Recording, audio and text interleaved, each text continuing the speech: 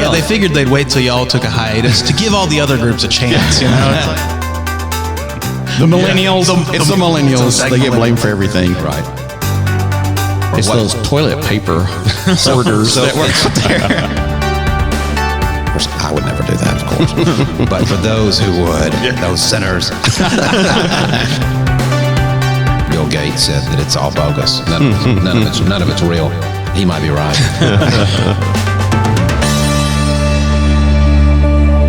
hello and welcome to Northside Now. This is the podcast where we take you on a tour through all of the ministries and the latest happenings around Northside Church to keep you better connected with your church family. I'm one of your hosts, Patrick, and with me as always are my two fabulous co-hosts, Glen Miller and Kevin Bryant. Marka. What's up, guys? Hey there, Kimo Sabi. Marka. That's all I can say after the 4th of July. Well, also joining us today, we have a very special guest in the podcast room. Distinguished gentleman. Very sophisticated. It's Mr. Brad Little. My goodness, thank you, Patrick. The one and only. Very warm introduction. That's right. Warm indeed. It is warm, just like it is outside. Yes. You mentioned July 4th, Glenn, and I just wonder if Lee Greenwood ever gets tired of singing that song. You know? I know I don't. What was it, the Eagles documentary where they were like, I don't want to go out and sing that song tonight. Oh, yeah. You're going out there to sing that song. And they got in that big old fight over all that. Yeah.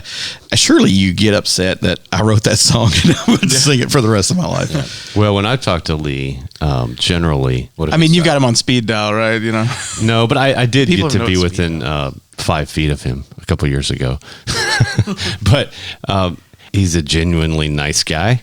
At least in groups of people. I can't speak to him in general, but I would imagine there's an element of when you're an entertainer and you know where your bread comes from. Oh, right, sure. Yeah. There's an element of, regardless of how well I like the song, I got to do it. Well, I mean, y'all are, we have, half the Jukes here. We do. What's y'all's, one hit that you're going to sing for the rest of your lives? That you don't want to. Is it the chicken song? Is that the one? Well, we're 2/5 of the Jukes. You are always good with math. We're missing 3, so we can't divide us in half. That's right. Somebody has to. Well, It's very difficult. Right. I don't know. I think we have a few songs that would be our hits, I guess. Who Stole the Chicken would be one of them. Yeah. That's the one, Patrick, you mentioned. Although we don't sing it anymore, but we get asked about that one quite a bit. We used to open all the shows with Higher and Higher, which is an old Jackie Wilson song. Yeah. I think we're kind of known for that. We don't do that one a lot, occasionally. Well, we need to poll who knows who the Jukes are. So how well are we known, number one. But I think the stuff that we did originally will probably be the most known. Some of the old stuff. Yeah. Now, did you ever think about doing one of those TV? Was it Sing It, where it was the acappella show or something like that? Sing Off. Did y'all ever think about joining one of those? Well, it's funny you mention that because when that was popular, which was probably 5-6 years ago, we had taken a hiatus for a while, and we really weren't back together at that point. Folks always ask, they say, how long you guys been together? And I say, well, about 25 years, except we took a 13-year break. So it was during that break that show was popular. Well, they figured they'd wait till y'all took a hiatus to give all the other groups a chance. You know, it's like if y'all had been in the running, it would have been no contest. It must have been, yeah. And I didn't really even think about it, honestly, because we were scattered all over the place. I mean, there were a few of us that were here, but Charlie was in the Midwest and I was in Nashville, and it's interesting, though, that we're all really back together. I didn't think that would ever happen again. Yeah. And we really have we've had a number of members over the years, but we really have the core group. And I think the best sounding mix that we've had in a long time. So, oh, that's cool. Anyway. I know Glen, y'all did a concert not too long ago. I mean, it's like, last fall or something. And, it was in April. Or over the winter, yes. 21. April 21. Mm-hmm. That was a long time. But that was good. I enjoyed that. You were there. Right? I was there. And in fact, I know everybody probably knows who Brad is and know what he looks like. But just in case you don't, you can drop by my office and I have his face on a popsicle stick and it's on my bookcase. And so you can just say, oh, that's Brad right there. That face looking back at me. A lot of the folks had that in the crowd, but it's so dark and on the stage, we couldn't see any of you guys. Yeah. So I didn't see that till after. I didn't know you guys had done that. Yeah, I came out in the crowd wearing mine. So that's a good idea. Actually, very funny. We should use that. We should use that and just play your track. That'd be good. I sound better recorded and mixed and altered. No, we could never replace Brad Little. The Brad Little. It's very kind. I think it's very sarcastic, but it's very kind, and I appreciate that. Me? So, Glenn, when are we going to start our a cappella group? Well, I think we should any day. Yeah, I'll start warming up. Surely they should do something for us a lot better because they can do it a lot better than we can. That's true. Y'all want to sing a song for us? For our faithful listeners? I don't think that's a good idea. Having 2/5, you have the bass and a whatever. Oh, contractual obligation. and a bass. Oh, yeah. Sorry. Contractual obligation. What I would like to do, and I assume that we have a lot of Northside members that listen to this podcast. Yeah. Hopefully, that's kind of the objective. Right. I'd like to do a show in Hope Hall at some point. Maybe we come up with some type of fundraiser, whether it's for something for Northside or some type of nonprofit in the community that we partner with, and do a dinner and do about a 45-minute or hour show. That'd be cool. I'd love to sing in Hope Hall with the group. I love the room and the stage, and I think it'd be a fun thing to do. When do you think about that? As long as we have smoke machines, that's all. Yeah. We've got those. We can get those. That's right. Putting hazers in my budget for next year. Ready. Hey, that sounds fun. I think that needs to happen. That'd be cool. So let's think about that. Yeah. Well, we have Brad in the house today because Brad is a part. What's y'all's actual company? So all of our team are a financial advisor team, and our broker dealer, or the company that we represent, let's put it that way, is Voya Financial. Okay. Yeah. And so primarily in the group retirement plan business, but we do a lot of individual business as well. When you've been in the group retirement plan business, which is 401k, 403b, 457, I know most of the audience just fell asleep. 529, you do those? And that's college Yes. planning, but yes, that's on the retail or individual side. It's kind of related to financial planning. And all. It is. Yeah. It is. But when you have that volume of group business, then you see a lot of individuals that need help on individual business. So IRAs, brokerage accounts, advisory accounts, that kind of thing. So we really do everything. I consider our group full service, comprehensive wealth management. Well, and that's one of the things we want to talk about today is those things because, not long ago, and we're still in the middle of all this, all of a sudden you were up here living the high life. All the 401ks look great. And then lately they've just taken a massive dive. Sure. So do you have any great advice for those of us that are watching our retirement just disappear? And I'm in that world where I might want to draw on that in the next 15, 16 years. So hopefully it'll change around. So I know you'll probably get phone calls, panic and going crazy. So what's the advice for the person out there who... Well, to your point, our phones have rung off the wall since January 1st. So the last 6 months, it's been pretty rough. I can't remember a time like this where we've had that number of calls since probably March and April of 2020, although the market was down a lot more during that period. So the market dropped about 40% at that time. Oh, wow. But nobody was really paying attention because everybody was worried about getting sick. And so they weren't really paying attention to their money. And by the time they started paying attention to their accounts, the market had come back. We saw a V-shaped recovery, at the end of 2020. So you have to go back to 2008, 2009, and you start thinking about that drop, which was about 15 months. Now, if you think about it, folks always remember negative things, and they think, it lasted years and years and years. It was about 15 months, end of 07 into March of 2009, and we were down about 50 or 60%. Prior to that, you got to go back to 2000, 2001, 2002. We were down about 50, 60% there too. But I think before we answer the question, Glenn, that you asked about what should I do, I think we need to take a step back to think or to ask, why is this happening? Oh, yeah. Why are we seeing the market drop so much? So since January 1st, we have vacillated between a 10% drop and a 20% drop. And we're probably pushing past the 20% right about now, probably at 22 to 25%. Oh, wow. A week and a half ago, we had come back. We had a pretty good week and a half, and we've seen that trail off. So what are the reasons for that? And then what's going to happen next? And then we answer the question. Yeah. Well, what do I need to do? Right. I'm scared. I'm worried. I'm fearful. What do I do next? So the reasons, I think, if you go back to January, a lot of it was started with Russia, Ukraine.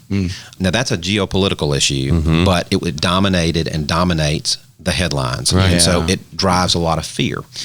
The other issue is inflation. We've seen inflation just peak and peak and peak. So the question to you guys, I'd like to know what you think the answer to this question is. Why are we seeing this super amount of inflation right now? Who do you think we need to blame for that? Biden. All of us. All of us, because... Can you say that? I don't think you can say that. I don't know. Generation Z. The millennials. It's the millennials. They get blamed for everything. Right. Well, prices kept rising to some extent, the pandemic, right? And the Right. shipping crisis that we had. Right. And so things were getting scarce, prices were going up. We were still buying, and so it kind of snowballed on top of itself.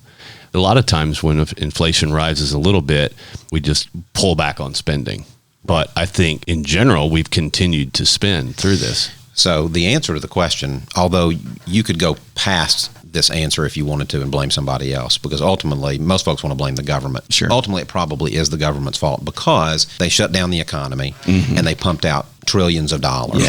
And so what's happened is the real entity, if we could put it that way, to blame is you. It's us. We're spending, It's the consumer. It's those toilet paper hoarders that were out there. So the problem is consumer spending is over the top, whether folks have the money or not, from housing to goods to whatever. So the reason the Fed is increasing interest rates is they're trying to keep people from spending so much money. Yeah. So they're trying to bring consumer spending down so they can get inflation down. Yep. That's the biggest problem. But everybody says, well, we're going into a recession. We got to be going into a recession. I don't see that happening. And here's the reason why. Because the market is based on the fundamentals. And number one is corporate earnings. And corporate earnings are still very, very good. Now, they're not as good as they were a year or two ago, but they're still positive. Yeah. We've never had a recession where corporate earnings were positive. That's number one. Number two is manufacturing. So manufacturing is still growing by leaps and bounds, is still very strong. That's going upward. It's not going backwards right now. So if we can get inflation and we can get that kind of brought back down, I think the market will turn around. So because we're down below 20%, you could say, well, we're kind of in a bear market. So in price, we are in a bear market. You could say that. But price only, not in the fundamentals. The fundamentals are still really strong. Employment, or unemployment rather, very, very, very low. So, so it's not that bad, at least not at this moment in time. But the market, sure, it's down 20%, but it's not 40 and 50%. And I really don't expect that. We'll see what happens, but I would be surprised. I don't think this is 2008 and 2009. I don't see those warning signs, and I don't think this is 99, 2000. But you have to remember, everybody gets in this mindset of it's negative, it's negative, and it's negative. And you got to remember the market was up for 12 years. March of 2009 to January 1st of 2022. It was for a long time. And we had some, down quarters and months here and there, but overall the market's been up, and you've got to remember that. And so that goes back, Glenn, to your question. All right, so what am I supposed to do? You really answered the question, though, in your question.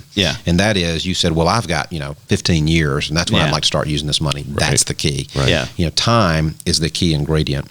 And so most folks are in the market and are saving for retirement. That's the number one. Now, if your objective is you're trying to buy a boat in 2 years and you have all this money, you probably don't need to have it in the market. But if you're saving for the long term, being in the market is probably where you need to be. And you know me, we're going to teach and preach diversification, having your money spread out in whatever account it is, whether it's a 401k, a 403b, an IRA, whatever it may be, making sure it's spread out in such a way to cover a few objectives and a few factors. Well, what are those factors? Well, how old are you? How much longer do you have left to work? Are you going to be dependent on these monies? Some folks save money in these group retirement plans or in their IRA and they don't ever need it. That's a great blessing because they inherit money or they have money from other sources or whatever. So it's all about the time frame, and it's about staying the course. We've had so many calls, and this is to answer your question, what should I do? The answer is nothing. That's right. Stay diversified and don't throw in the towel. It's the folks that throw in the towel and sell everything or move it to cash or to fixed or whatever you want to call it. And those are the folks that end up losing because you sell all your shares and you can't recover that. And folks say, well, I'll get back in. I'll just get back in the market when it's better. It's timing the market. It's impossible. Yeah, I mean, the people that win in the stock market, it's very tough to do. You have to basically predict the future and have a lot of resources at your disposal to be able to do that on the short term. But in the long term, the history stands behind it. And so, every fund manager's job is, if they want to keep it, is to make the funds profitable. So it's not like anybody's purposely, well, hopefully not, they work for very long, purposely trying to tank the fund. So you've got that in your benefit too. Now, one of the questions I was going to ask is, you mentioned Ukraine. And for those of us that have funds diversified, there's likely a component that's international. Right. What do you think about, especially maybe someone's first setting up their first retirement fund and trying to choose funds, and they may have an advisor, but they're trying to research and do it on their own. What do you think the prospects are of international funds kind of right now? Obviously, the whole world is not Ukraine, but it does have ripples through everything. Right. And I think in a normal international fund or a global fund, there actually are some differences in those two titles. You might have a little exposure to companies that might be in the Ukraine, for example, but I think it's going to be limited. Most of the time in international funds, it's primarily Europe and Asia and that kind of thing. So you don't see a lot of odd countries, if Right. if that's appropriate to say that. But here's the answer to that question. It's hard to answer, but I will tell you it's a global economy, and so you need to have exposure to all of it. Back in the 80s and 90s, not so much. I think we were a little bit segregated, but that's just not the case anymore. Yeah. So it's all one big world, and you need to have exposure to a little bit international. I'd say if you're 20, 30 years old, an appropriate mix, would probably be 60, 70, 75% domestic, split up into large, mid, small companies, and then probably 20, 25% on the international side. And you can even diversify on the international side too. You could do a global fund, international fund, do emerging markets, that kind of thing. If you really want to go true diversification. Of course, I love to throw a little technology in there, a little healthcare, a little real estate, really kind of divide it up. Well, and you think about the things that in 20, 30, 40, 50 years would be potentially still around that you could kind of guess right now. You got technology, And so I always say, and I've been told this by financial people, is, if you're trading individual stocks, only put in the money you're willing to lose. Right. Because, like I said before, in some ways it's kind of like a gamble. Yeah, it's like going to the casino, That's right. Now, long term, your retirement, you definitely want the protection of funds, and you want to be diversified. So Patrick made the joke, and I've heard this 1,000 times about going to the casino. And it's funny when we laugh at that, but it's really the opposite of that. So, when you walk into a casino, of course, I would never do that, of course. But for those who would, those sinners who would, when you walk into a casino, most likely you're going to walk out either with a frown or a smile. You really, nothing in most cases. But when you're investing, you're actually purchasing something. So you actually hold something, whether it's an individual stock or it's a mutual fund, you're buying shares of something and you own those shares, and you don't really lose anything until you sell it. Right. It's like owning a house, and the value of this, that's a bad analogy right now because of the housing market's kind of nuts, but it's like owning a house and the value of that house is down. Bad time to sell it, but you still own it. Yeah. It's still your house. All you got to do is wait for that market to turn around. It always does. And then you sell it at that time if you can do that. Right. Same analogy with stocks, mutual funds, ETFs, all the different securities, you own those shares. You walk into a casino, you don't own anything. Yeah. You might have a good stake, maybe, but in the investment world, you do have ownership, and you need to hold that for a length of time that's suitable for what your objective is. I remember in the 90s when the day trading thing got to be like a huge craze. Yeah. And young people were trying it, older, everybody was just like, and in today's world, we have everything on our phone. And I know it got back in the news here a few years ago. I'm hearing a bunch of young kids, I even know like one junior high kid is like, I want stock for Christmas. I've heard that. Are you starting to see people wanting to do more and more of the market work on their own, or are people still looking to come to y'all for that real true advice and not necessarily just making it up as you go kind of thing? That's a great question, because we've heard for years and years that the role of the financial advisor will continue to be diminished over time. Obviously, I don't like that. Since it's my career. But we've heard that for years and years and years because everything's digital, everything's online. And I think there is a time and place for that for some people. But a lot of folks have no idea what they're doing. Yeah. And when they're not educated in this, they're not licensed in this, they haven't studied this. So when it comes to managing lots of money, especially for retirement, and you're trying to come up with a retirement income plan, and how do I make this big pot of money not only grow, but last me and sustain to and through retirement, most folks need help with that. There are tools and calculators on all the financial providers' websites to help with that, but it's really nice to sit down with somebody who's done it for a long time and say, here's what we're going to do, this is how we do it, and here's how we're going to execute. Because it's difficult. If you're trying to transfer money from a 401k to an IRA, if you don't know what you're doing, you get real frustrated real quickly. But our office, that's what we do, and we know how to do it efficiently for folks. Yeah, I think there's really no substitute for a physical person. Even if you don't see them in person, you can call them up and talk to them. And nothing against the big companies, but I've had interactions with a lot of the big ones from various corporate jobs I've had and retirement accounts and things. But, when you're emailing your person, there's something different when you have somebody that you can develop a relationship. That's with me. I'm kind of old school maybe, but. So, Patrick, you're the youngest in the room, right? So, as far as I know, yes. How would you answer that question? I mean, do you still feel there's value in working with an advisor? Personally, yes, because I'm one of those people that knows absolutely nothing about this. I'm not educated in it. I've not studied it. And the idea of trying to research that and figure it out and do it reliably, that raises my anxiety level. So I'd rather just go talk to somebody that knows what they're doing. And yeah. We'll tell folks when they call, if they say, well, I want to spend $5,000 and I want to buy X, I'll say, we can do that for you. We can put in a brokerage account. You can pay a trading fee if you want to, but it's not worth it. If you're just going to buy that and hold it and kind of day trade it a little bit, then go to a TD Ameritrade, or Charles Schwab or Robinhood or whatever, and it's pretty intuitive. Just buy it and hold it. Now, what about all the NFTs and I was going to ask about that. How do you feel about cryptocurrency? Yeah. How does that? If y'all had people contact you about that, because so early in our podcast, we had spent a little time talking about that. It made a big deal in our town, and so it did. So I believe that was shut down. I believe the state came in and said, and that's what we predicted that would happen. But kudos to Mayor Conger for trying to advance. Why not? Well, even with the recent news, wasn't there a cryptocurrency that folded or something? There were several of them that have gone bankrupt and gone to zero. So I'll answer that question, or I'll try to answer that question, but can any of the three of you tell me how it works?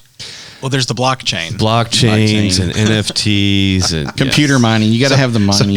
So you don't know the answer either. I mean, I know vaguely. I've read up on it a little bit, but again, it's been a while since we did that. He knows more than we do, and it's really based on the fact that there's no physical representation because it's decentralized and money. I trust a whole group of absolute strangers with my money. But the funny thing is too.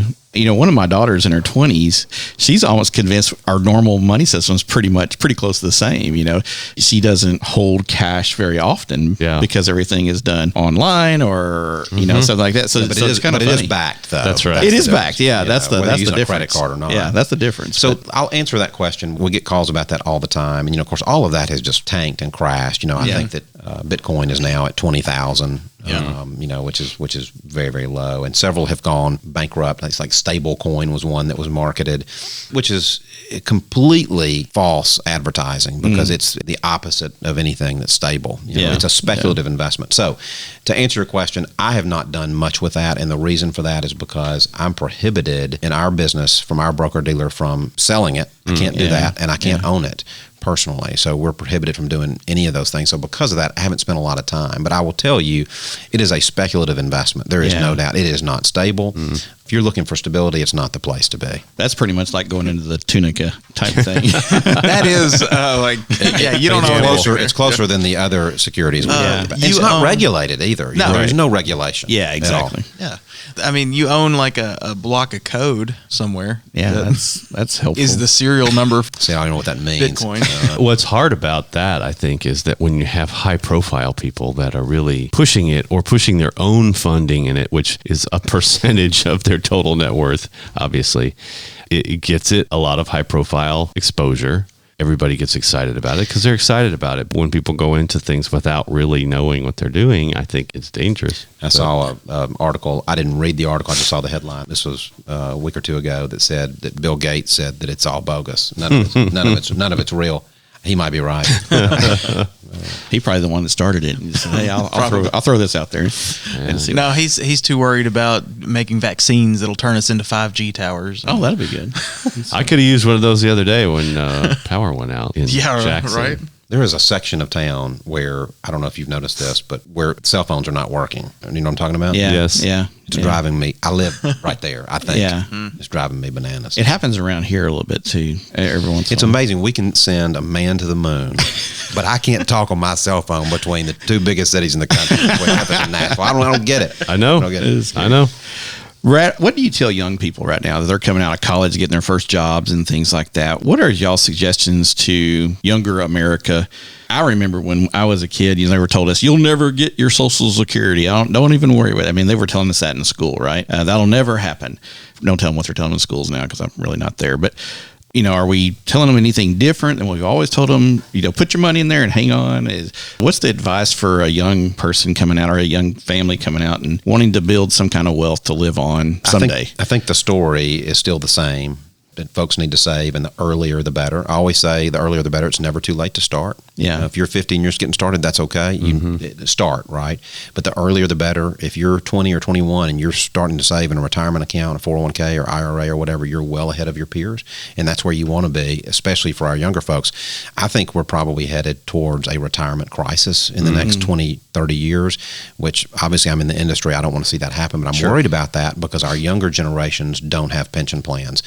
Defined benefit plans are a thing of the past. And so if you go into work at any of our major employers around West Tennessee or anywhere across the country, it's highly unlikely that you're going to be enrolled in a defined benefit plan. You're going to have a 401k type arrangement with some type of match. And you might have a match, maybe it's 50 cents on the dollar up to 6%, and you say, well, I'm just going to put in the 6% and I'll get all the free money from the employer. That's an example. But if you stay at 6% for 30 years, which is okay, I think you're going to be in trouble. You've got to push that, and you need to get to 10, and then you need to get to 15, and then you need to get to 20. You know, the old adage of saving just getting to 10%, 6 to 10%, that was fine generations ago, when folks had defined benefit plans, had pension plans, but those are gone. Right. Yeah. So now it's all on the shoulders of the participant, of the client.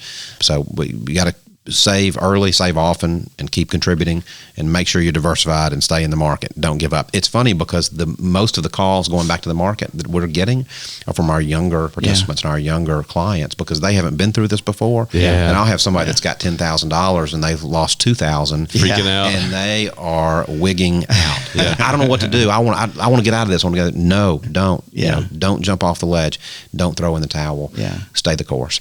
And so I think for what you just said right there is the reason we need people like you, because there's no way when I was in my mid-20s I could have functioned and made that work without good advice from people. That's important. How did you get into this world? I mean, did you go to school to do this? I mean, obviously you did at some level, but I mean, was this your original plan coming out of Jackson, Tennessee? Love that question. We've had this conversation before. Not in any capacity. So my degree is in math and education. And since I was a little kid, I always wanted to be a teacher. And it's kind of funny because I really still am a teacher. I mean, I sit down with folks all the time, and that's what I'm doing. We're teaching and educating. So I'm still doing that, just in a whole different setting, right?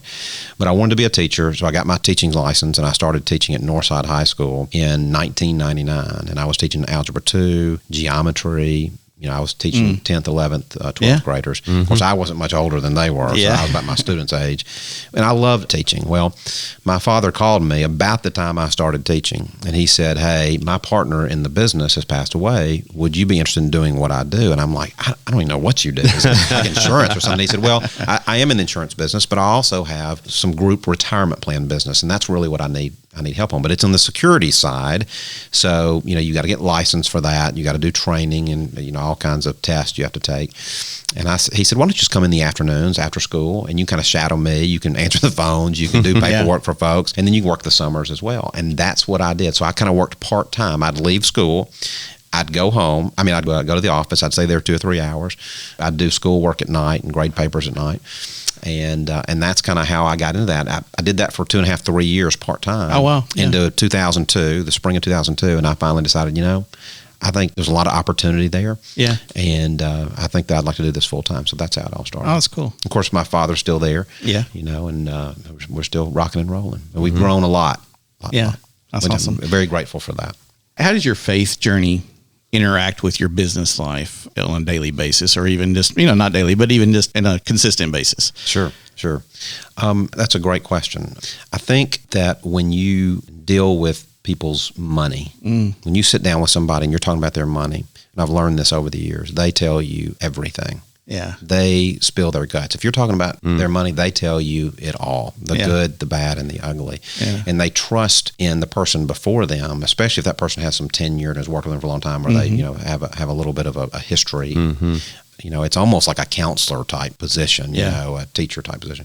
And so they tell you everything.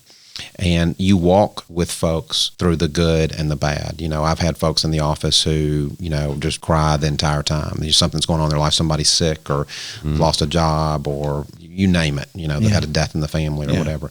And not only through those times, but also through when the market's so volatile and people are fearful and they're scared. So you're walking through times with folks that hard times in life, and then you're walking with folks when the market is bad, and a lot of fear in both of those, right? So where faith comes in is, I think you have to empathize with folks, and you have to show compassion. You have to be patient. And I think those are characteristics that we learn from church and from God. And I try to, as much as I can, I mean, I'm not perfect in any capacity, but, I try to make sure that I'm utilizing those, whatever you call skills, I guess, I don't know if it's that, but when dealing with folks, dealing with their money. And so hopefully I come across as a believer, and you never try to press that upon people. That's not my objective in those meetings. If they can see that in me, maybe that helps somebody else to further their faith. Yeah, I think that's good, because as an advisor, the one thing you want is for people to trust you. And trust is built on those things. The patience, the compassion, the empathy. Of course, being honest helps too, but those are all principles that Jesus modeled for us. But see, what's interesting about that is that when I have a client that calls, or we have clients that call, and they're scared and they're fearful, I'm not personally scared, but I'm in the business, so I'm not worried. But I have to be empathetic, because I know they are. And I have to say, look, it's going to be okay. We're going to make it through this. I'm not scared personally, but I can't say, I'm not worried about this. You shouldn't be either. I can't come across that way. Sometimes you want to say that. But you can't do that. They'll hang up on you if you do that. Yeah. Well, and there are, going back to the retirement thing, I read a statistic talking about savings, I actually heard it on the radio. What's the radio? Sorry. The radio? It is something that's in my car. Adult people listen to that? It's in my car. I don't know how it works, but you turn this button on, and I hear people talking. And is that where you play the cassettes? What's a cassette? Yeah. Exactly. No, and I hear these people talking. I don't think they're in my car, but I'm not sure. The little people in your dashboard. The little AM people. Anyway, where savings rates were 30 up to 30%. I don't know, 5-10 years ago. Now, recently, it's gone down to 4%, which is alarming. I think it has a lot to do with kind of our consumer spending. I think you just brought the whole conversation full circle. Yeah. But I mean, as an older person that is nearing retirement age, perhaps, they haven't had a financial advisor help them. So they haven't been shifting to bonds and some more stable kinds of things. It's a real thing to panic and to think, okay, I want to retire, but I can't live on what I'm going to get. And that must be a really hard conversation with folks. What do you tell them? So in the past, the textbook may have said at one time, or maybe we just thought that it said, that once you got to your retirement date, okay, I'm walking out of this employer or out of this job on this date. At that point in time, I need to be ultra safe and conservative with my money. So it's 60, 65. I need to be safe with this money at that time. I can't spend anything more. We have completely changed that outlook and that philosophy, and here's the reason why. You get to that point, and if you do that, and you move everything, you make it all safe and conservative, so during that time, you're 60, 65, and now you're earning on your pot of money, you're earning 0, 1, 2, 3%, something like that, right? Well, the problem is that the rate of inflation, of course, now is astronomical, but it usually should be between 2 and 4%. You need your money to grow faster than that. In other words, you need your money still to grow during retirement. If you're just drawing money out of that pot and it's not earning anything, you're going to go to zero a lot faster. So at this point in time, unless somebody just can't handle the volatility, we're recommending that if you get to 60, 65 and you're about to retire, that you keep that allocation diversified. Now, you don't have to be super aggressive, but maybe you're moderate to moderately conservative. So maybe you're 50% on the conservative side and 50% on the more aggressive or the equity side, right? Something like that, because you need to sustain, this money needs to sustain you through retirement. If you retire at 60, I mean, you could easily live 30 more years, which is as long as you worked, or longer, could be, depending on the date. So we recommend, if you can handle it, if you can handle the ups and downs of the market, of maintaining some type of allocation towards the equity side so this money can last. Because, 70 to 80% of the time the market's up. Only times we remember is when it's down. Right. Most of the time the market is positive. Well, Brad, you're still teaching because we learned a lot today, and we thank you for coming. And That's right. they take care of us here at the church, the employees of the church, and insurance and things like that. So we're blessed to have y'all on board, and we get to have little meetings with them occasionally and help us out. So I would just definitely encourage you to give Brad a holler if you need some conversation time with some good, solid folks, and they will help you out. I promise. Happy to do it. Thank you guys for having me. It's been a lot of fun. We're glad. And I like that Jukes and the Hope Hall thing. We may have to. Yeah. What I mentioned that to you before? Yeah, I thought you I said had something to Daphne or somebody. Yeah, you said something. Yeah, we need to. We'll run that up make to flagpole. happen. Talk about it. Well, we got to get some people here. We got to make sure we do it in a capacity we can fill that room up. Yeah. It'll be a lot of fun. Yeah. Now, hopefully that's for the fundraiser, not just for a big crowd for him to sing in front of. But Of course. Of course. This is all about the I thought nonprofit. that was understood. all right, Patrick, what we got coming up? I know we don't really have just a whole lot coming up. No, soon, but, well, we got one big thing coming Yeah. up next week. Vacation Bible School. Dun, dun, dun. This place will be covered up with children. So Make waves. Make Yeah. waves. yeah, it'll Brad, be are fun. you coming to Vacation Bible School? You gonna? I don't think so. I think I'm too old. Well, you know, I think my daughter, Rowan maybe is helping. Yeah, Is helping. We got to be making some waves. Making some waves. So that'll be next week, July 11th through the 15th from 9 a.m. to noon. That'll be good. That'll be exciting. And continuing in July, there will be no Wednesday night activities. So enjoy a little bit of a summer break. And we'll see you back at Wednesday nights in August. Yeah, sounds good. Well, guys, thanks for podcasting with me. And thanks to all of you out there in the world for listening. If you enjoyed this episode and you'd like to help support the podcast, please share it with others, post about it on social media, or leave a rating and review. To catch all the latest from us, you can follow us on Instagram at Northside Now Podcast. Go to our website, northsidejackson.com, or email us at podcast@northsidejackson.com. We hope to hear from you soon. Once again, this is Patrick. This is Glenn. I'm Kevin. This is Brad. And that's what's happening at Northside Now. Bye-bye.